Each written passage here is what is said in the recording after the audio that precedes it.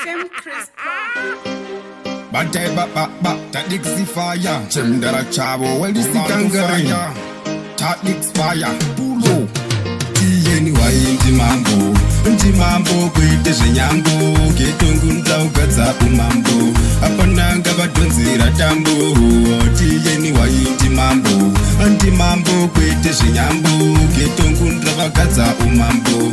Apananga vadonzera tambo. Ndinopika basa ramubata. Mamedani ese amunoshuta.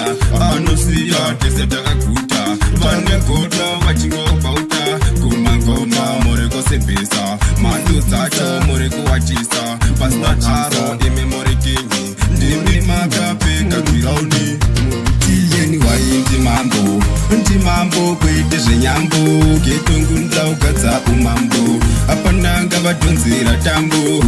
Tiyeni ndi mambo kuite zvenyambo. Ketongu ndavagadza umambo. Apananga vadonzera tambo. Rega nasendi vatipe vasakanganwe vasatipe. Bagwe rakaiswa mufudze. Ndimi makaita ndipinde. Hatiyeni wendikasimbisa. Kungatonhora kungapisa. Kunganaya kana kungadiko. Tiyeni vanokudira ikoko. Vaiseka paya tichitambura. Tichitsvaka vekushuta nekamera. Kusaziva upenyu hunotenderera. Nhasi pese tiri kurira. Tiyeni entertainment. Very good to excellent. Kubata kamera mine talent. Saka ndimchi dara kanganwa 10 crisis. Yakasimudzwa pawafanati. Vachipisa rasta stizi.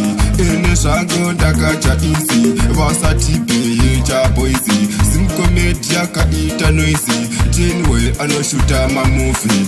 Makomedi mavideo sonzi. Hatiyeni ndikini pete zvinharo. Ndiani anoita nharo. Hapana angaita nharo. Hatiyeni ndi mambo kuite zvenyambo. Ketongu ndamugadza umambo. Hapananga mudonzera tambo. Vasimbisa lodza nashati. Wasimbisa futi panashe. Sekuru ela futi vasimbisa. Lave futi wasimbisa. Geterese kosimbisa. Jinusta futi vari kosimbisa. Wacha demse. Achimdara chavo.